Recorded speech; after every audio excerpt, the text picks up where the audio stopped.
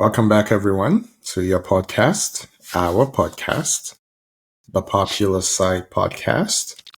As always, we have Mr. Yinka Yusuf. Hello, people. How we doing? And Akadeke. Yinka, we are doing another Monday recording. This time it's your fault. Yes, sir. Not mine. Yes, sir. Yes, sir. It's my fault. I agree. Yeah, you came back from your travel exertions. Yes. And acted like the old man that you are. You couldn't do it. I tell you. I couldn't You couldn't do it on a Tuesday night at Stoke. As they say. Like they say. That's the accusation they levied at Messi forever.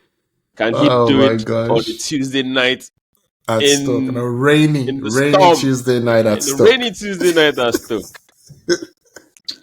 Madness. But here we are. Today's Monday, the 13th of October.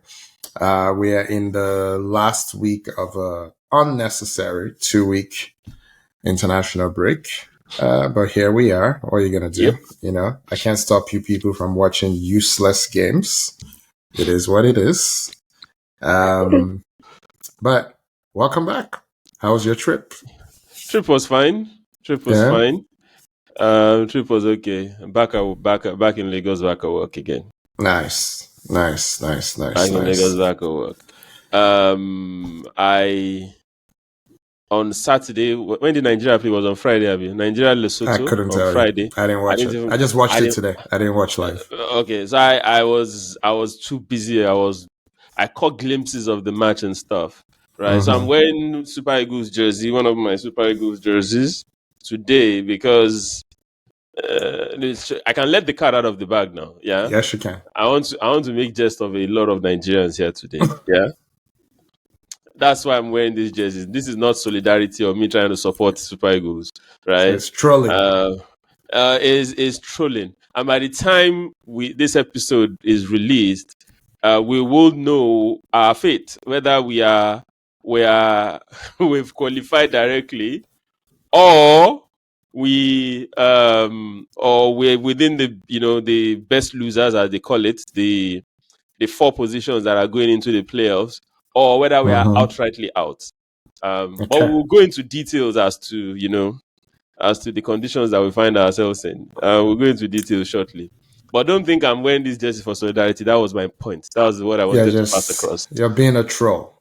So why don't we just get right into it, Yinka? Let's because it actually happens to be our only worthy mention. The next thing on the agenda, Super Eagles World Cup Qualifier debacle. Yinka's words, not mine. So let me set the table, and then I'm going to shut up and just let him rant. Let him rant forever. So Nigeria is in a group with Benin Republic, aka Nigeria 2, because they should be part of Nigeria. Lesotho, which is not a country. Zimbabwe, which was almost not a country. South Africa, which without Nigeria would not be a country. Who else remain? That's Rwanda. Five. That's Rwanda, which almost did its best not to be a country. Which one remaining? Zimbabwe. Yeah, Benin, South Africa, already. Nigeria, Zimbabwe, Rwanda. So that's 6 plus Nigeria. That makes 6. Nigeria. Okay. So as far as football goes, this is not a murderer's row of footballing countries in Africa. There is 0 giants in that group. There's no Ghana, there's no Cameroon, there's 0 North African teams, 0 Yinka. The football gods smiled on our country, right? There is this there. Even as Southern African countries go, there's no Zambia, right? There's no Zambia, right? Yeah. I mean, South Africa is nice, but we beat them in the Nations Cup, right? Of recent vintage. Yeah. We always beat South Africa. Men, women, boys, girls, don't matter. There will always be little bro or little sis, as the case may be, right? Yeah. Yeah. There's none of the West African giants, none of the Central African giants, none of the Southern African giants, as far as I'm concerned. The only one I recognize is Zambia, and they're not on there. And absolutely no North African team who are having a resurgence and a renaissance right now. So, Yinka, tell me how we got here. How did your beloved country get itself into this quagmire of 3 wins now in however many matches with just 1 match to go? Okay, so first of all, it's our country, not your country. Stop it. Well, you guys are doing nonsense. It's your country. Stop it. It's our country. So as you were talking, I saw that you were kind of propping up Zambia. By the way, they're out. They're not even. Yeah, but I'm saying, but that's a big name in my opinion. In those days, not anymore. There's been some giant killing in this World Cup qualifier. So I'm just going to talk about the World Cup qualifier first, and I'll drill down to Nigeria. Right. So this World Cup qualifier, a lot of the countries that typically handle it with levity, that look at it like, nah, it's a walk in the park, we're just going to go through. A lot of them were surprised or were shocked in this World Cup qualifier. Ghana, that was shocked that didn't qualify for the Nations Cup with what happened to them. I think that was a blessing in disguise for them, because Ghana then sat up and Ghana already qualified. They are through. They're going to the World Cup. Confirm. Yeah? They don't have a good team, Yinka. But they're going to the World Cup. They took the matches seriously, right? They played their best and they didn't piss around trying one unknown entity from Ukraine or one that. No. They didn't do that nonsense. Semenyo, Kudus, Ayu, up front, all through. They're not pissing around, and those 3 delivered for them. It's as simple as that. There's some gazes, Kamaldeen came in and stuff, but Ghana's qualified. Cameroon are in the best losers category. Guess who pipped them? Cape Verde. Cape Verde. Is it Cape Verde or Cape Verde? I don't know how even they call them. In the Portuguese Spanish is Verde, exactly, which is Verde. Green. That's what it means, yeah. Absolutely. They pipped Cameroon. Cameroon, best losers. Cameroon failed to beat Angola at home this evening. I'm saying all this just to make... I'm not trying to, say Nigeria's case is not unique. It is unique. In our group, we don't have any excuse, like you said. We don't have any excuse, right? The people that should have given us a headache, which is most likely South Africa. We drew South Africa home and away, so all you needed to do was win out the rest of your games and you should be fine. Nigeria lost points to Zimbabwe, who only have 5 points. Zimbabwe took 4 points off Nigeria, home and away. Zimbabwe drew in Uyo and we could not beat Zimbabwe in Zimbabwe. Now, coincidentally, that might turn out to be a blessing in disguise. I will explain. Now, the way this stuff works is there's 6 groups. There are, I think, 8 groups or so of 6 teams each. Eritrea pulled out, right? So there's a particular group, which is... Do we remember why they pulled out? I know it was political, but do we know why? I don't know the details, frankly. Okay. I just know it might be related to their war going on, but who knows? It might be, yeah. But we can double check that. So they're in Group E, with the group that has Morocco, Niger, Tanzania, Zambia, right? So in that group, Morocco's qualified with 21 points. They won all their games. The second position is Niger with 15, Tanzania with 10, Zambia with 9 in that group. So the mighty Zambia, see what's happening to them. Anyway, So because of that, what that means is 4 teams are supposed to qualify for playoffs, right? Which is the best losers, 4 of the best losers, which is the top 4 second position. Yeah? But because that particular group E has 5 teams instead of 6, what FIFA and CAF have done empirically in the past is they will take out the last position, whoever is last in every other group. The results against that particular country will be ignored, will be deleted. They will not consider it. Yeah? So that the Niger, who adds 15 points from Group E, will not be at a disservice. So you're not trying to shaft them because they didn't have enough opportunity to get as much points. Yeah. Luckily for Nigeria, you will assume we will beat the bottom team in every, convincingly. But instead of getting 6 points against the bottom team, Nigeria got 2. Right? So that means whatever points Nigeria end up on is only 2 points that will be deducted. Yeah. But for the other people in the group, it is most likely whoever ends up bottom, the second position will probably beat them home and away. So you have a variation of 4 points, 6 points being deducted from the other teams. 3 points. Yeah. So that's the scenario that we find ourselves in. Now, that is for the second position. Now, this second position can only come in play if Nigeria beats Benin. So forget every other thing. What is in Nigeria's court, what they can control, what is within their circle of control is you need to beat Benin convincingly. Tomorrow. You need to on Tuesday. You need to overtake Benin. Benin is 3 points ahead of us. If you beat them, you get on the same points with them, right? So they have +5 goal difference. Nigeria has +3. So if Nigeria scores 2, we go to +5. Benin comes down to -3. We overtake Benin. That's how we can get into that second position to even start. Benin comes down to +3. But go on. Benin comes. Sorry. Yeah. Apologies, my math. Benin comes down to +3. Yeah. Yeah. So Nigeria will then go to +5. Yeah. That means Nigeria overtakes Benin. Okay. Now, South Africa, on the other hand, if South Africa win their game tomorrow, irrespective of what happens, South Africa qualify directly. Yeah. But if South Africa then draw their game tomorrow and Nigeria beat Benin more than 2, at the minimum 2, Nigeria will go ahead, go to the World Cup, qualify automatically. Yeah? Now, those ifs are too much, in my opinion. No, they're not.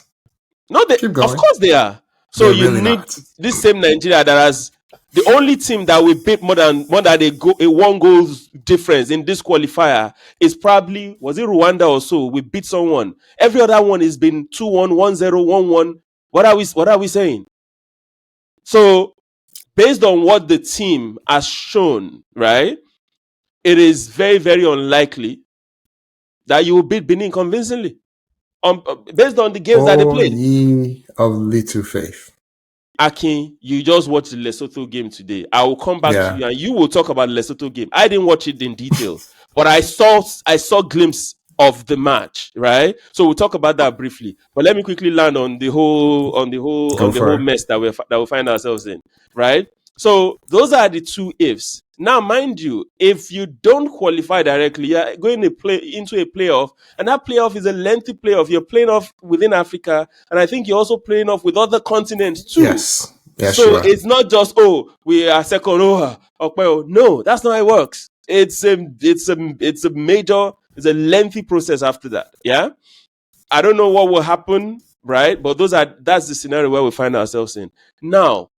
Akin, in a group of the people that you mentioned, Nigeria having 14 points after 9 games with a goal difference of +3. Akin, you see my point? Goal difference of +3. It's a disgrace. Let's call it what it is. It is absolute disgrace, right? Starting from NFF all the way to the ball boy that is involved in the whole Super Eagles, whatever. Everybody needs to cover their face in shame. Irrespective of what happens, Eric Shell should not take the team to AFCON in December. I'm sorry. The guy is technically not there. Inept. He's incompetent. I'm sorry. He's completely out of his depth. He doesn't know what he's doing. I don't understand the tactics. Today you play something, the next day you change. You keep playing Moses Simon every time. It's like instead of Chukwueze. Instead of Chukwueze or even Ejuke, who is having a good season in Sevilla. The guy that scored Nigeria's second goal is the guy that scored the 4th goal for Sevilla against Barcelona that I was telling you about. Right? Yeah. So why is it that was his debut for Super Eagles, Akin? Yeah. So where was he before? You wanted him to score for Barcelona before you realized you had a good player there? See, Arokodare and Osimhen are like the same players. You can't have two bimpo, two wardrobes up front. Arokodare is like 6'6". He's probably taller than Osimhen. No, he is. He's like 6'6". He is taller than Osimhen. Yeah. I don't know what to say. You're playing a team and there's no right winger. Still no right winger against Lesotho. What's his name? Lukman was supposed to play, but he kept on popping in. There was no right winger against Lesotho. And you played a centre back, a right back. So, okay, based on everything that has happened, we deserve not to go to the World Cup. I'm sorry. We deserve not to. Benin has done better. South Africa has done better. Watch the Lesotho game. We almost threw it away. Our goalkeeper single-handedly wanted to hand Lesotho 2 goals. Yeah. What are we talking about here? And everybody's now carrying calculators. Oh, yeah. Everybody's now carrying calculators, turning to Casio. People that had F in math, in O levels. You and I can say that we both had A1s in math, by the way. My I'm not God, bragging. this guy. But people are now calculating, Nigeria will do this. They say, oh, year of little faith. Which year of little faith?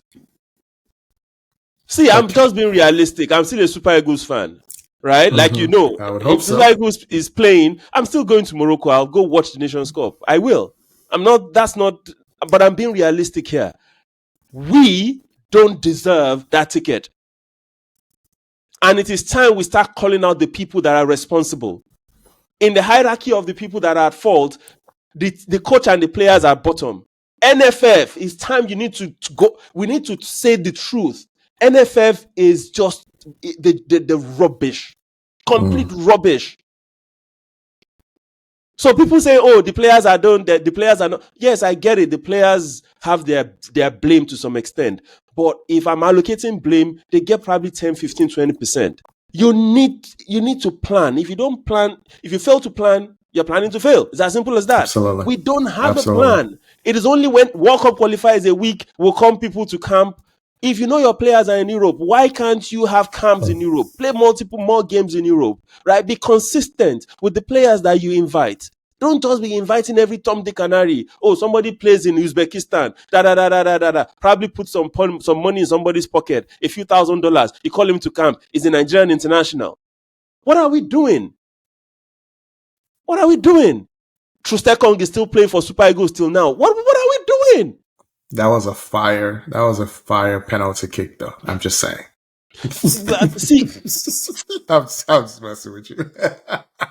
Anyway, you watch the Lesotho game, so I'll let you talk about the game. So, okay. Then we can wrap this up and move on. Yinka, I hope we make it to the World Cup. But if and when we do, we will lose all 3 games. It doesn't matter who is in our group. This is not a good team. These are not good players.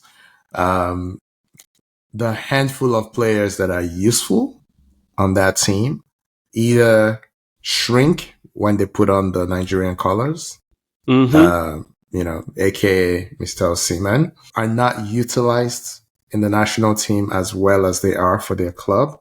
Bassi and Iwobi, right, are past it. Okay, past it either by age and or by fitness.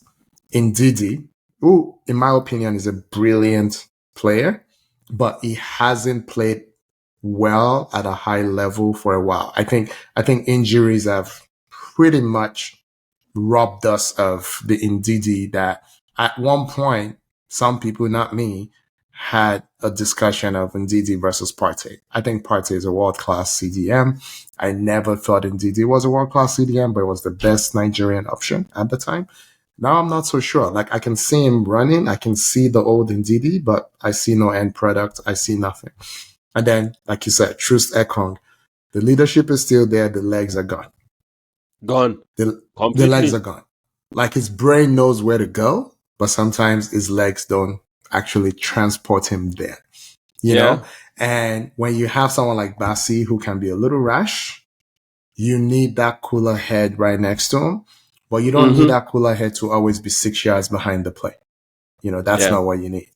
And the most, like you already touched on it, the most disturbing one is I don't know who our backup goalkeeper is. Okay. And in the space of 2 seasons, our number one goalkeeper has gone from a wall, a rock, to erratic. That was not the way you would describe him, over the last 2 seasons. What's happened? Is it a matter of, is the South African league not that good?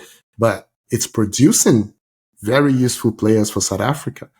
Yeah. Why is our own goalkeeper getting worse? Right? So there was, but you're absolutely right about Eric Schell, by the way. There is no coaching being done.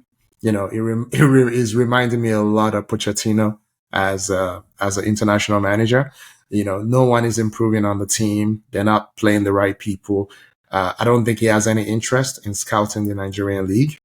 Yeah. To be fair to him, he actually does that, right? Okay. He goes to Nigerian league matches.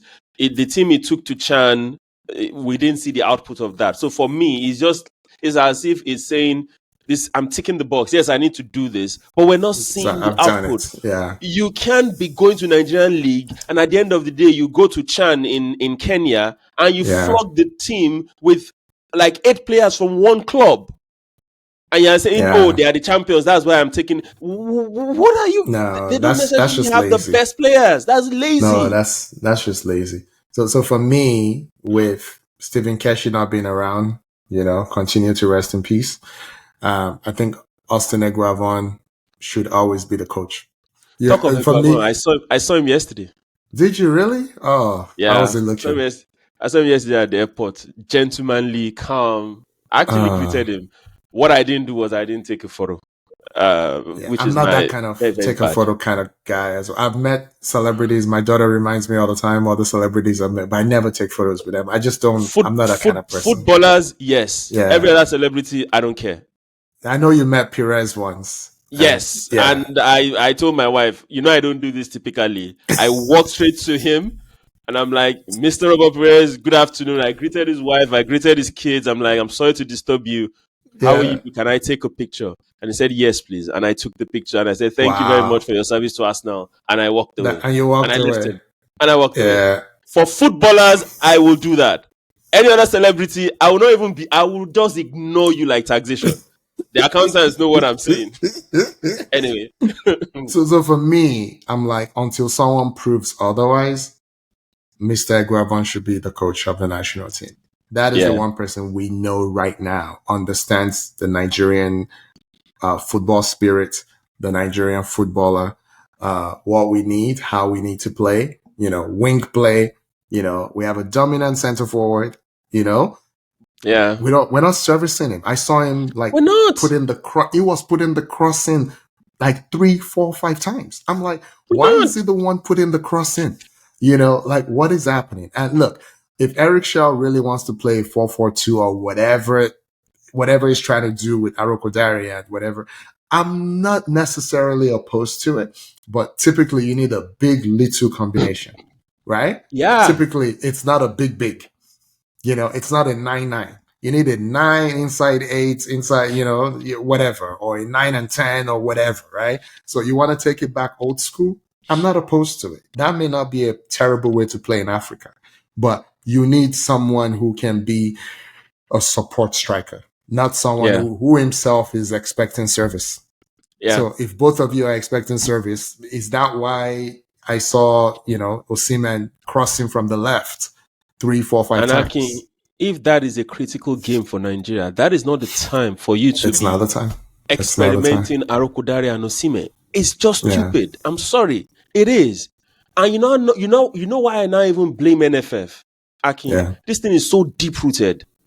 The Under-20 World Cup is ongoing right now in Chile. Are we out yet? We're out. Argentina spanked Nigeria 4-0 in the quarterfinals. Argentina was beat us. We barely made it out of the group. We're the one with third best losers again. We're the third, That's how we qualified. Yeah. Akin, there's nobody in that team that is worthy that I could pinpoint and say that's a Super Eagles player in the future. Nobody. That's supposed to be our pipeline for the next set of Super Eagles. So that means our next set of Super Eagles right now will be NFF scouring around Europe, right? going to the academies and trying to convince people come and play for Nigeria. The way they got Iwobi, the way they got Basi, right? So that means our youth football cannot. There's nobody on that team, Aki. There are people on that team. Yinka. Where's there are people on that team. They need to go and beg him. They need to go and beg Koleosho. I'm serious. They need more. Yeah. Yeah. That team, that under 20 team, Aki, there are 2 guys on there that are playing under 20 for the second time. I'm like, why? Bameyi and Daga playing under 20 for the second time. And this guy, there's a defensive midfielder and a centre back. Bameyi is a centre back. Daga is a defensive midfield. Argentina ran rings around the 2 of them. So these guys, you and I know they're not 20. They say it. They're not 20 and they're not going to make it. So that means we need to start scouring around Europe and be begging people, right? Koleosho, please come and play for us. Wanere, please don't play for England. Come and play for Nigeria. That's what we are. That's what we'll be doing. So what's NFF doing with all the funding they're getting from FIFA?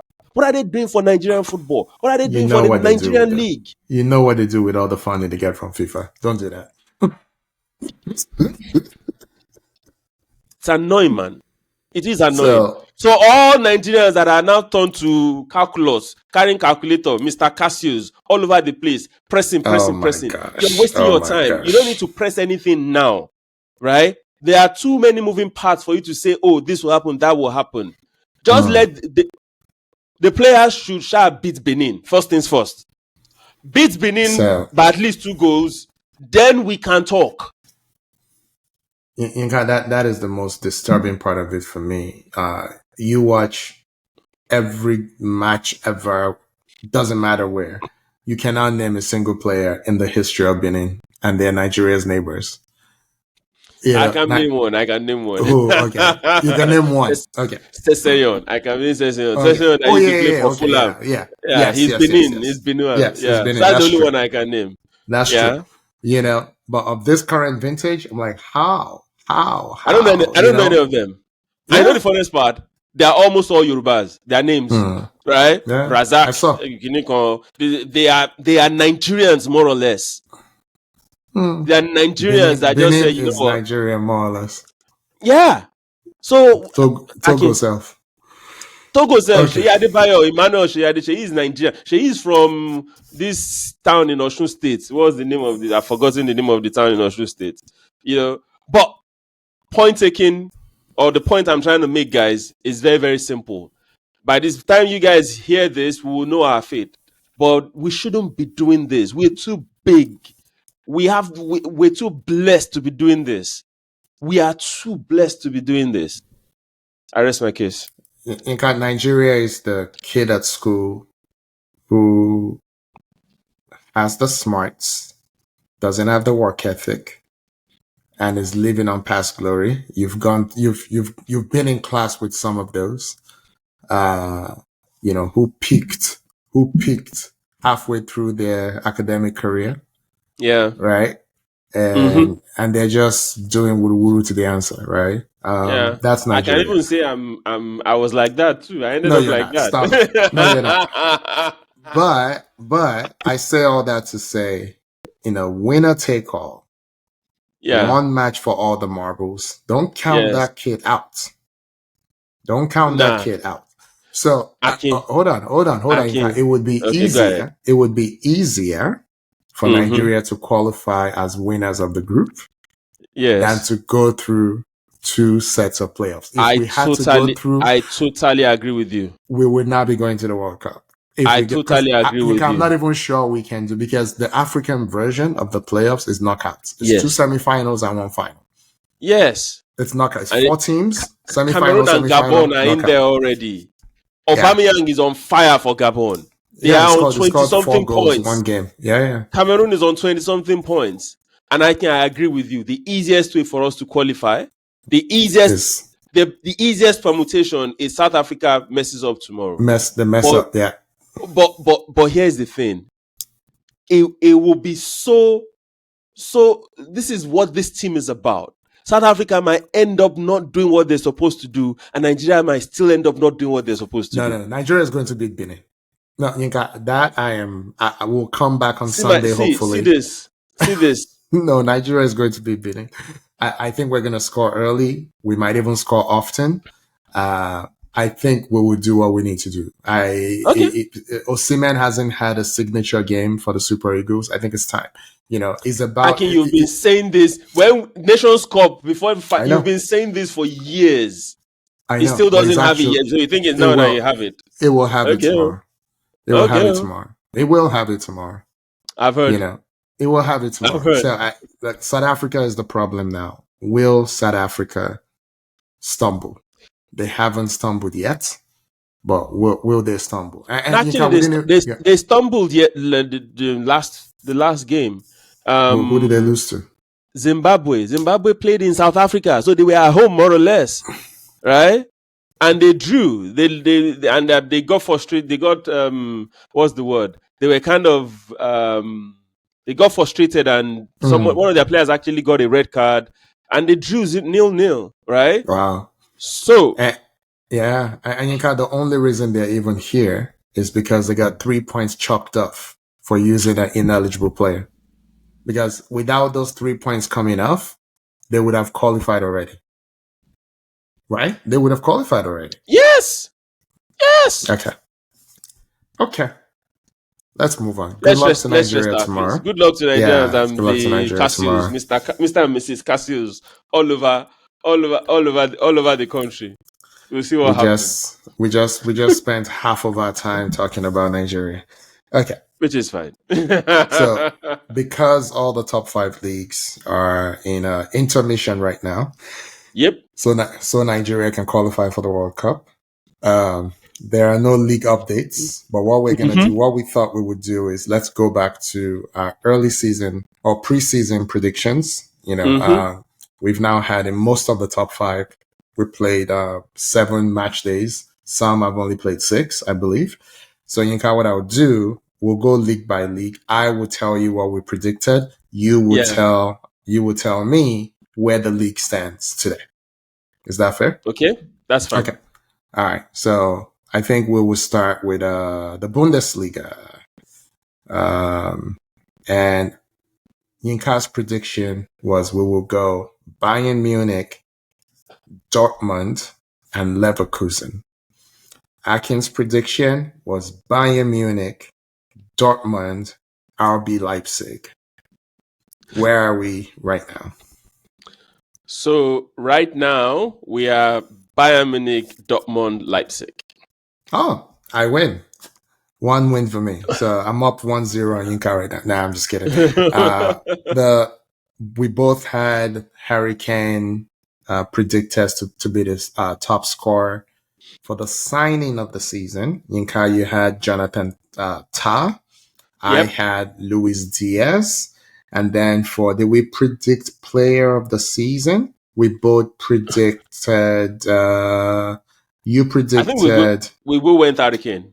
No, you went Harry Kane. I went Luis Diaz.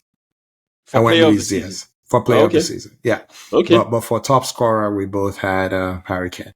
Okay. Do you want to say anything about the Bundesliga before we move on?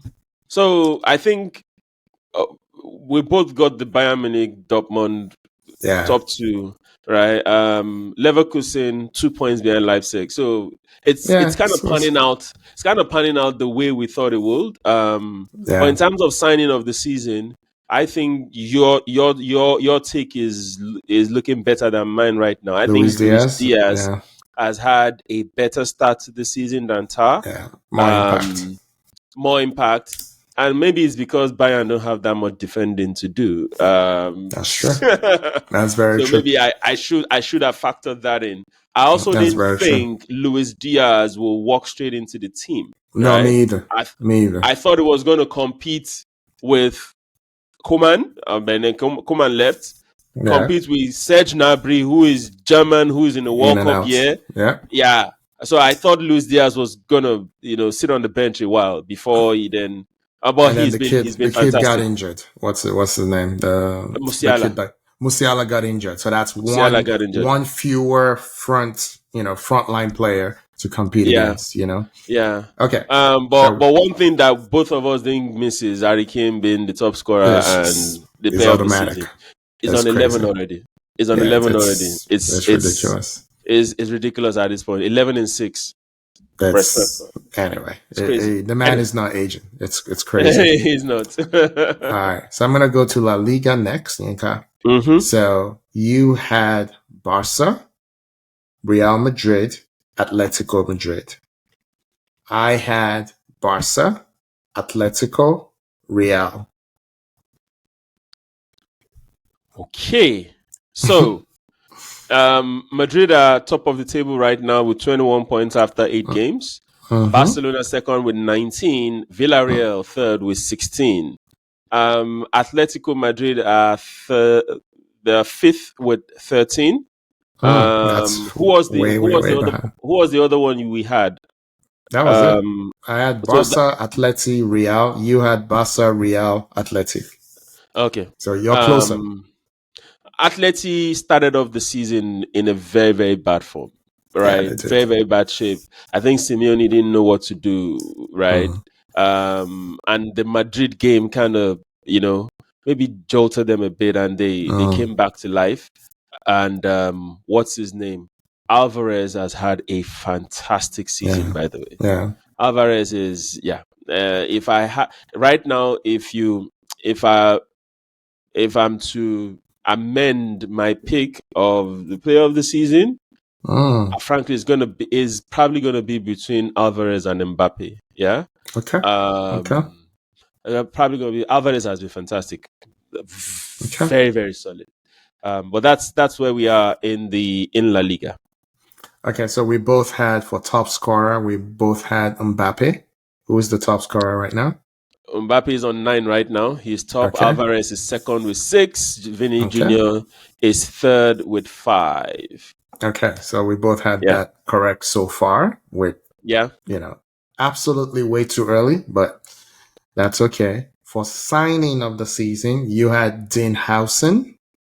Yeah. I had Joan Garcia. Joan Garcia. Yeah, right. I had. So I don't know. I think both have done what they came to do. I think absolutely. Yes.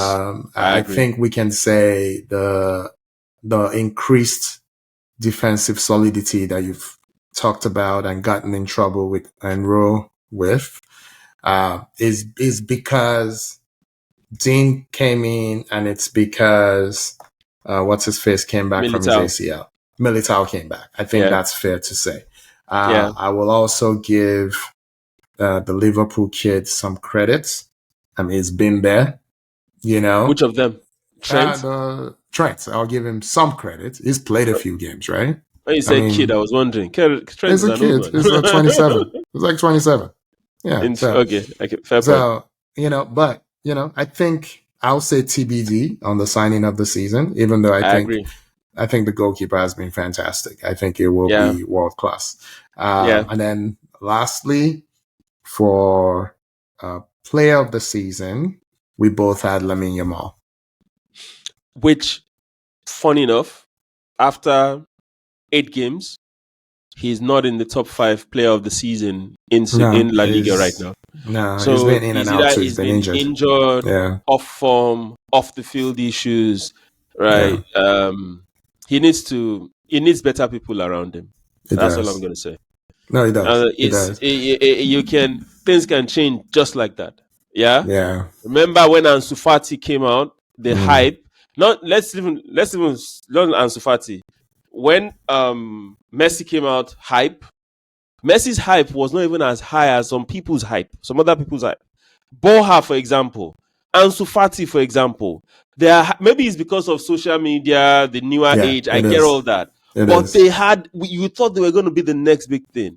Ansu Fati, I'm happy for him. It seems to find his foot at Monaco, right? I'm happy for him, but he struggled, and he gave him the 10 jersey, and before you knew it, he was out. Yeah. Right. Same thing with Borja. Borja ended up in somewhere in Middlesbrough, somewhere in the English 2nd division or something. Right. So Lamine Yamal should be extremely careful. He's arguably one of the best 17-year-old players we've ever seen. Yeah. But people peak early. Yeah? You need to keep getting better to get to the Messi, Ronaldo levels. If you think you're there already, you will peak and you fall, and before you know it, you might just be doing TikTok with your Nigerian artist that you follow all over the place. Stop it. Stop it. Skills, or Stop what's it. his name? Anyway, So one thing I would say, I say this a lot. Mm. Youth is wasted on the young. Yeah. Youth is wasted on the young. By the time your brain catches up, your body's already given up on you. And that's in all spheres of life, not just in professional sports. One thing I see, Lamine Yamal is young and his parents are young. Not only is he young, his parents are young. And inexperienced. They're not big football people. They're not big corporate people. They're just regular people. And they're young. And they had him young. So you're right. It needs someone to put an arm around him. You need someone to, who knows what's happening, who knows what's going on. You don't want to end up like Anelka or whatever. Yep. Exactly. He needs people in his camp that will not always say yes, sir, to him. He needs people that will look at him and say, hell no, young man, go to bed. Yeah. Those kind of things. Oh, young man, you're not going anywhere. Sit your behind down, sleep, right? To get him out of these off the field issues. Yeah. It's too early for him to be having this. Way too early to be having this. And, I've said this in many different ways. I've talked about, spiritual leadership in the locker room, all of that stuff. He's not presenting like a La Masia product. Yep. He's really not. I agree. Is presenting more like a Chelsea product. Is presenting, and I say that with all the implications in the Nigerian context. The Agbero side of Chelsea is presenting like more like a young Ronaldo. Ronaldo didn't have off the field issues though, but more like the petulance is more on the Ronaldo side than Messi, right? Messi was almost 30 before you even knew, anything really about his off the field. You know what I mean? So anyway. Let's keep going. And I can, even if they're off the field, if you have them, but they don't affect on the field, Ronaldinho is a perfect example. Ronaldinho was a wild human being, right? Or game time, he always brought his A game. Always brought his A game. Yeah? So, but Ronaldinho didn't do this at 17. It wasn't like that at 17. At 17, he was at Corinthians, then PSG, I believe. Honing his skills, learning from the best, putting in the hard work. Yeah, you're too young for all this kind of stuff. Anyway, let's move on. Okay, let's go to Ligue 1, your favorite league in the world. So, Yinka had PSG, Marseille, and Monaco. Akin had PSG, Monaco, Marseille. What do we have right now? So after 7 games, it's PSG, Marseille, Strasbourg. PSG 16 points, Marseille 15, Strasbourg 15, Lyon 15, Monaco 13. Monaco is 5th. Yeah, so we'll give this one to you because you had Marseille over Monaco. I had Monaco over Marseille. Yeah. All right. Yeah, for the top scorer, you had Dembele. I had Mason Greenwood, who is the top scorer right now. Surprisingly, the top scorer is Ansu Fati with 5 goals. I'm really happy for him. I'm happy for him. I'm happy for him. Aubameyang is on this list with 3, somewhere down there. Yeah. I'm happy for Ansu Fati. Excited. Is he Equatorial Guinea as well? Like Lamine Yamal? I think yes. I thought so too. I think he's Equatorial Guinea too. I think so. I think he is. What are the odds? That's crazy. Or maybe Burkina Faso. Ooh. Okay, we'll have to check. I think it's Burkina Faso, but we can check. Okay, we'll have to check. We can check. With signing of the season, you had Paul Pogba of Monaco. I had Lucas Chevalier of PSG, the young goalkeeper. How's Pogba doing? How's Chevalier doing? Pogba has not played a game this season. He's still trying to get his fitness is still trying to get back. So I thought he was going to start the season fit, not knowing that he is still going to. So my pick is completely off. My bad. I thought he was going to play. I was ready to play. Right now, he's not even ready to play. So that's the situation in Ligue 1. But for Chevalier, the goalkeeper, I think he's not having a good time. He's not having a good time. PSG might be top of the table, but in terms of goal difference, Akin, they are +8. Marseille have a better goal difference than PSG. PSG is considered 5 goals, right? And there was even actually the Marseille game that they lost, Chevalier had a terrible game. I think it's bright lights. I think the young man will be fine. The talent is there, the skill is there, and all that. It's just, moving from, where did he come from? Was it Rennes or where? Moving from Rennes to PSG. I don't remember right now. Yeah. Moving from Rennes to PSG is not easy. PSG is a big Parisian club. Rennes is just Rennes. A nice regional club. Maybe that's what affected him. But yeah, he's not had a good season. If you ask me who has been the player of the season so far in the French league, you might want to talk about Mason Greenwood. He's been fantastic for Marseille. You might want to talk about Ansu Fati himself. He's also been fantastic for Monaco. Then obviously Vitinha. Vitinha is always in the mix. Everybody in PSG, they're facing injury. And this reminds me, I can remember when we said the World Club World Cup or whatever. Yeah. We said it then after the final that a few weeks from now, the results of this tournament will begin to see it, right? Yeah, Guess who has a lengthy, or which teams have lengthy injury lists right now? It's teams, world champions themselves, called Chelsea. Chelsea don't have a centre back to play. That's crazy.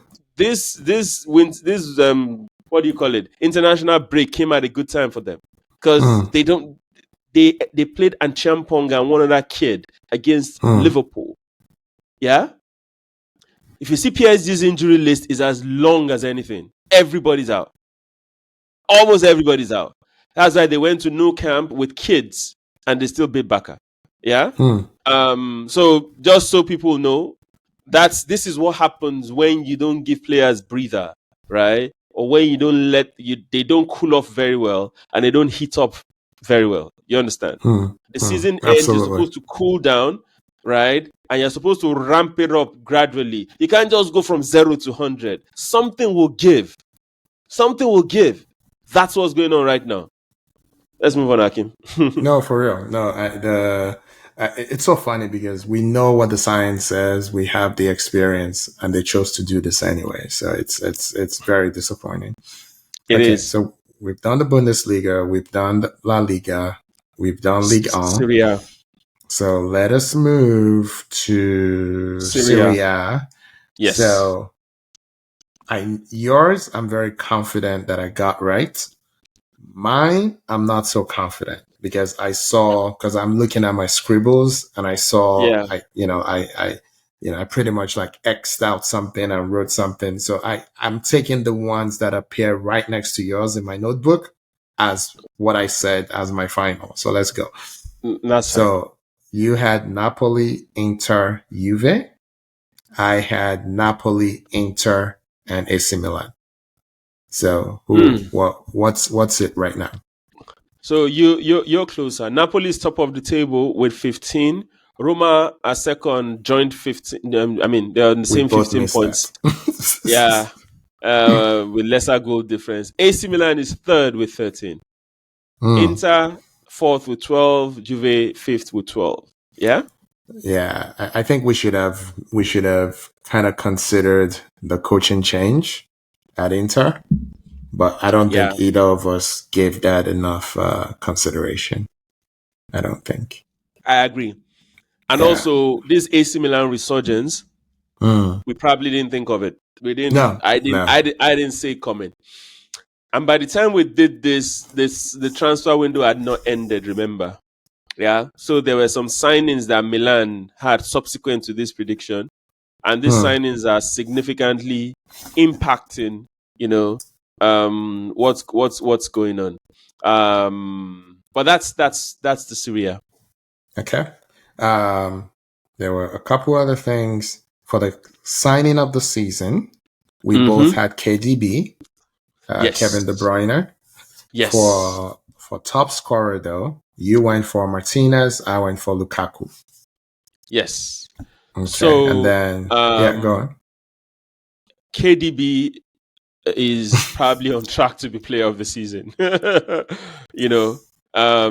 He's hit the ground running. He's actually scored more than he's assisted at Napoli. Fun enough.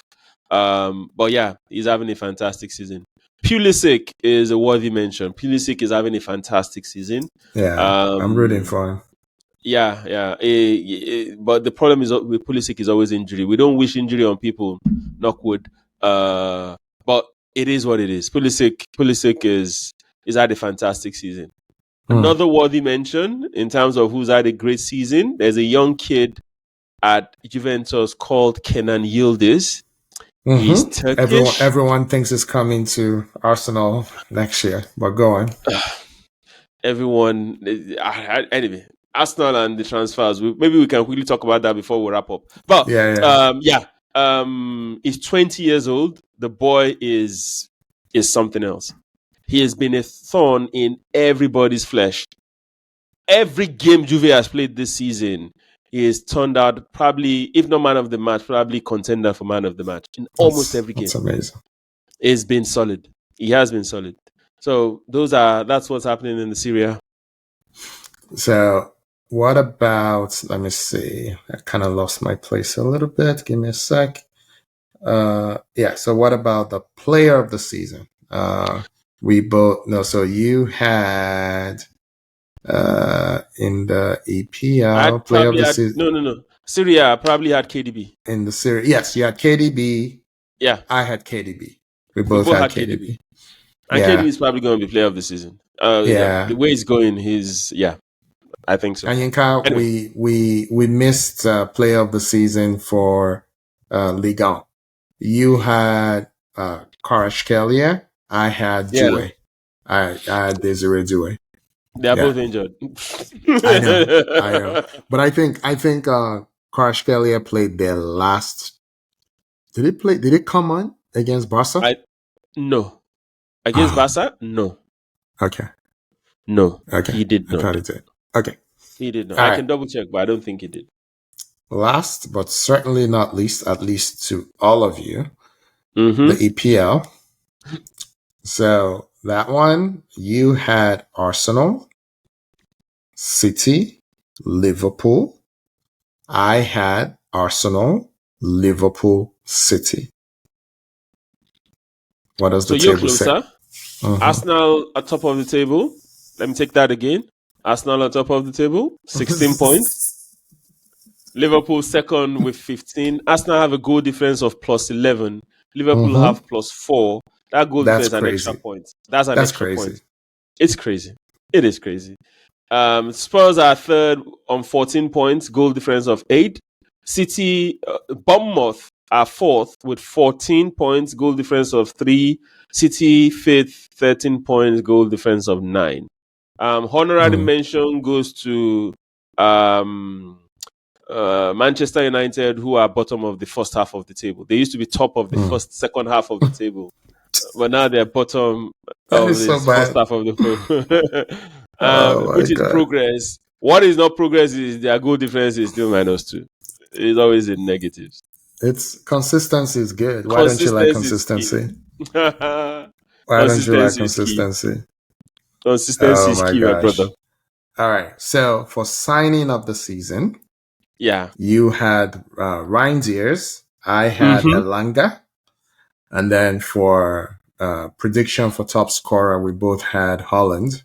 And he is on a hurricane-like tear right now.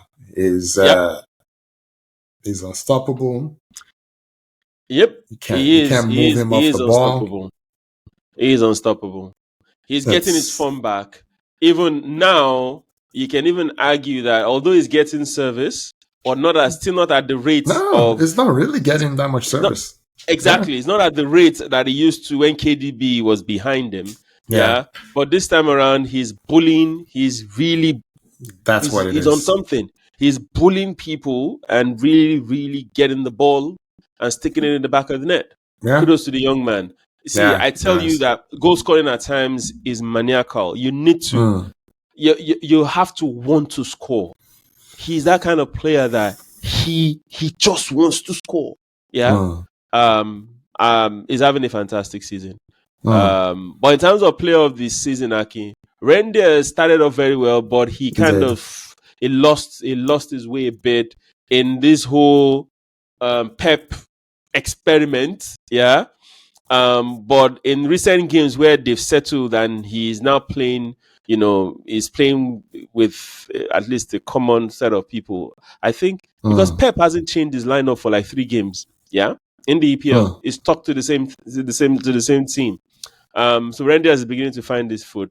But for me, the player of the season so far in EPL, I know what you're gonna say. Is Antoine Semenyo. Holland? Over Haaland. I'm sorry, man. Wow. Bournemouth have no business being where they are on the table. Fair enough. And the only reason why they are there is because of Semenyo. Yeah. The Fulham game, he single-handedly ruined Fulham. Yeah. Single-handedly. He did the same to Liverpool game 1. And all through the season, he's been on fire. On fire. Now, there are rumors already flying around that Bournemouth have said, anybody wants him in January, bring us £100 million. That's crazy. He's not worth $100 million. That's insane. Okay. He's not worth 100. Stop it. No player is worth the price tag, Aki. Okay. A player is worth whatever amount a willing party is willing to pay for you. There should be no willing party. There should be no willing party trying to pay $100 million for Antoine Semenyo. And I like him maybe as much as you do. I mean, you saw my passionate defense of him when he was racially attacked. But no. I don't even think anybody has $100 million to spend in January. In January, that's fair. I don't think so. Like, you have to know that if I get this guy, I'm winning things. Yeah. And frankly, I can't say that. Say that. Is he better than Doku?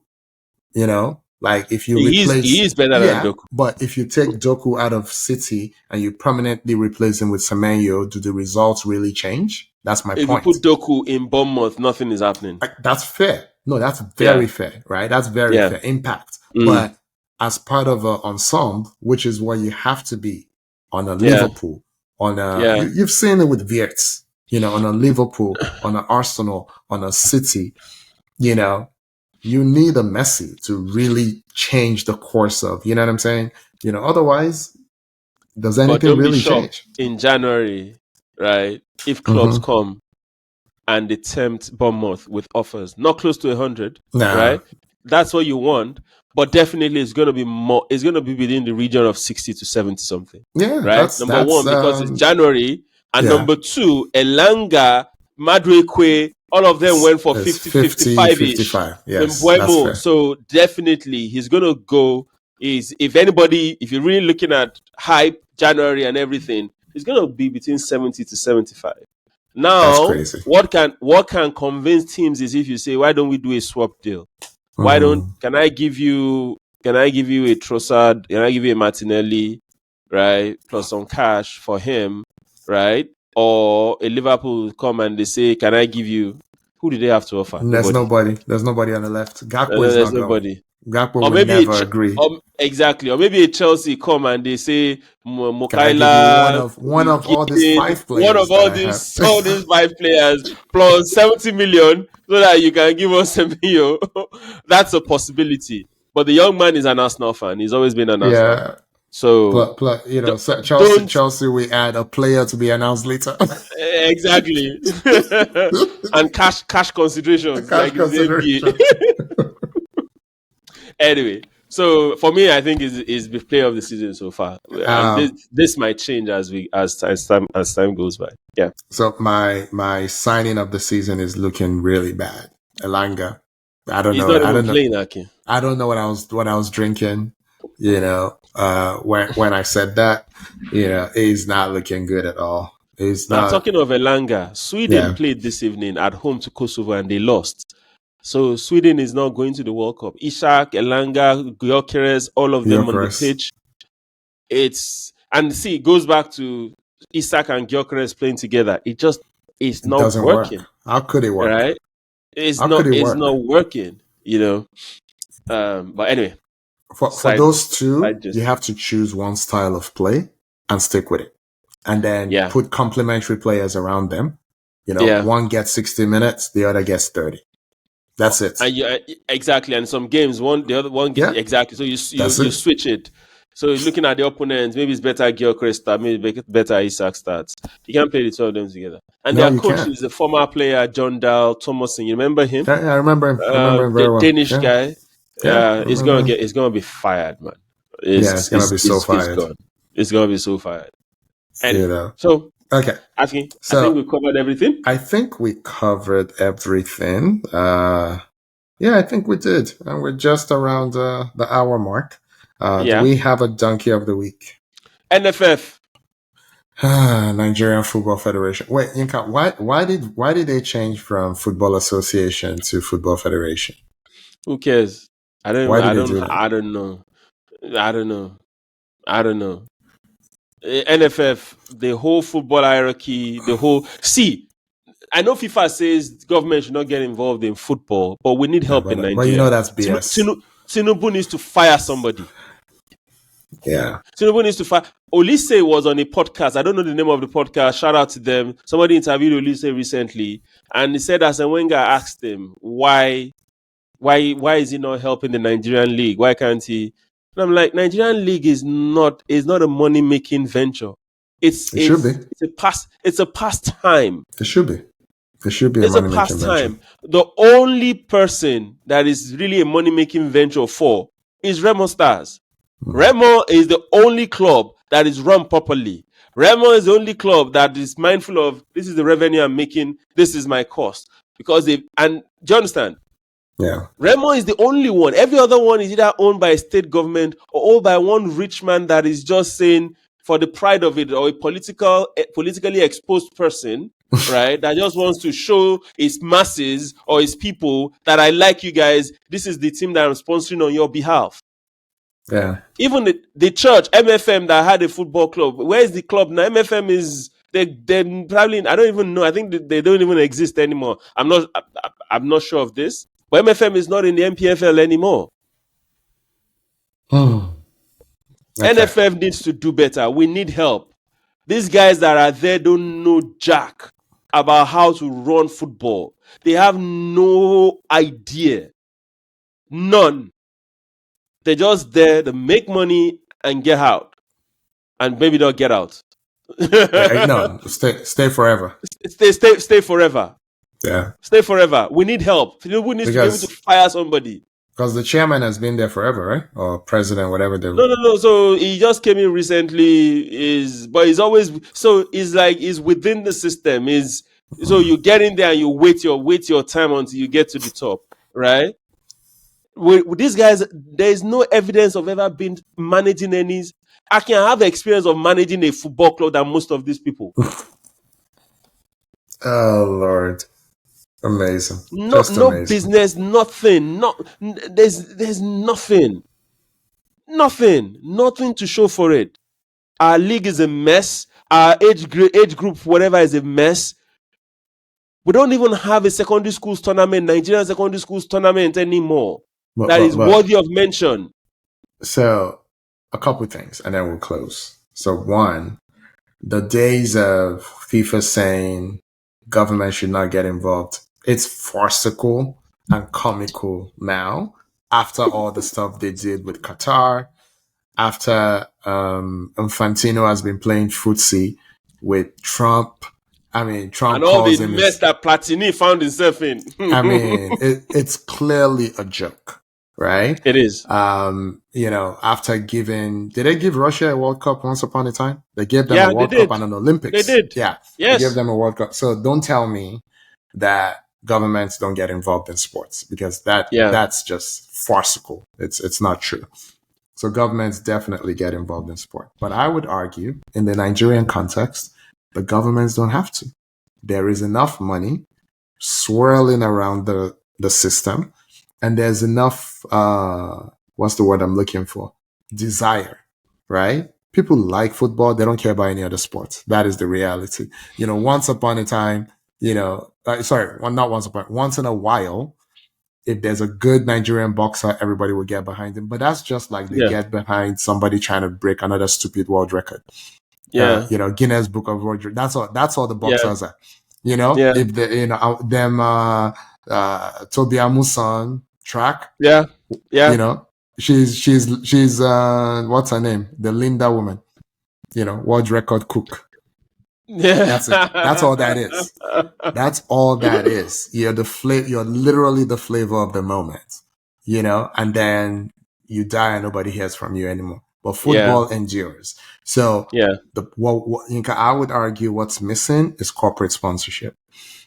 So we need to get away from this, big man's plaything model and go to like a proper, I'm going to set up a club. I'm going to be good. I'm going to attract corporate money, and the players will make a real living. Infrastructure will be good. We'll fly to places instead of driving inside potholes, and we'll have real sponsorship for the league. I'm glad they put the stream, the games now. All of that is good, right? Yeah. Baby steps, right? And finally, Yinka, we need to back away from this jackpot mentality, right? When your players are trying to go play in Djibouti, and they're trying to go play, we talk about this all the time. They're trying to go play in Bangladesh. It's a disgrace.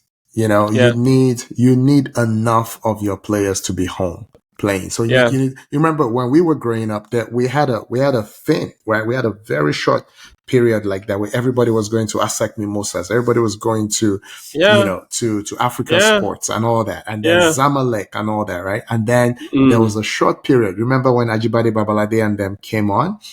Yeah. And 3SC could pay him enough to not go to Africa Sports, at least for a couple more years, to not go to ASEC Mimosas, to not go to Zamalek. That's what we need. We need a place where the Ajibade Babalades of today can be playing in the is it MPF? Is that what it's called? MPFL. That's what we need, Yinka. So Akin, I hear you, and I don't want to drag this as much. So I'll just say this and we can wrap. Akin, the problem is this. What you're saying, we need a platform. So right now, MTN sponsors the MPFL. It's not as if they don't have a sponsor. They do. But my point is, right now, transfer window in Nigeria is a mess. Player salaries, a mess. So there's no structure for these things to thrive. And the only people that can put in the structure are the people that are the custodians of the league. Or the sponsors. But when these guys are... The sponsors can insist on things. Okay.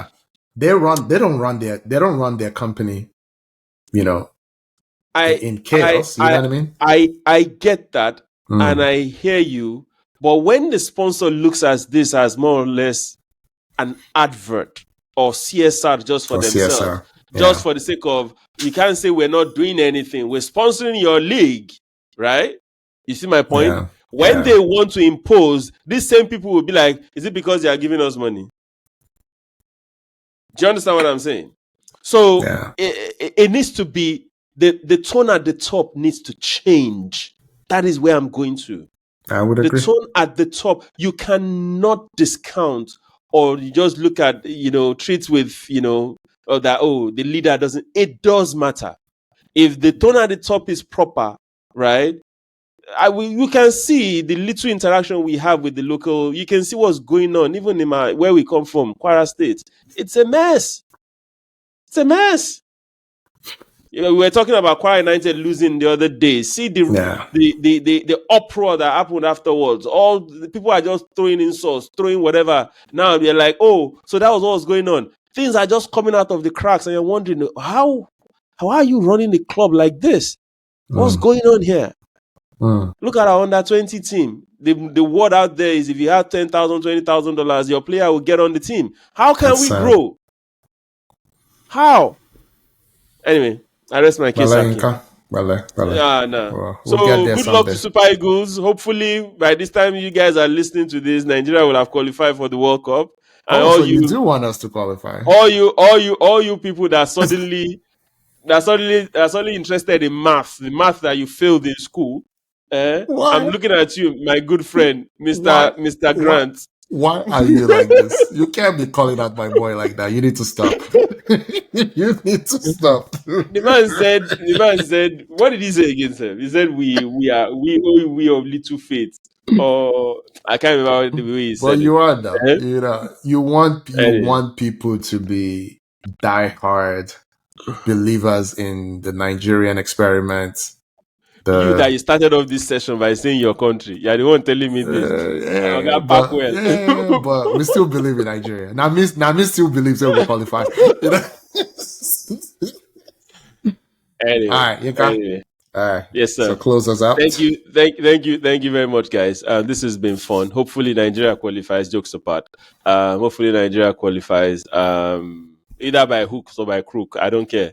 Hopefully, we qualify. But this is not how it should be. Anyway, thank you very much, guys. We really do appreciate it. Our journey to the next 1,000 landmark in terms of YouTube subscription is on, so please help us with that. Tell your friends about us, like, subscribe, and engage us across all our social media platforms. We really do appreciate your support. And Akin, we will see our people next week when the leagues are back, and hopefully Nigeria will have qualified for the World Cup. Yeah, there's a slight chance. I think we can fit in a recording on Sunday. There's a slight chance we might have to do Monday, but let's say Sunday for now. Let's say Sunday for now. No problem. That's fine. Thank you, Inka. Thank you, everyone. This was fun. We will see you next week, and goodbye. Bye, people.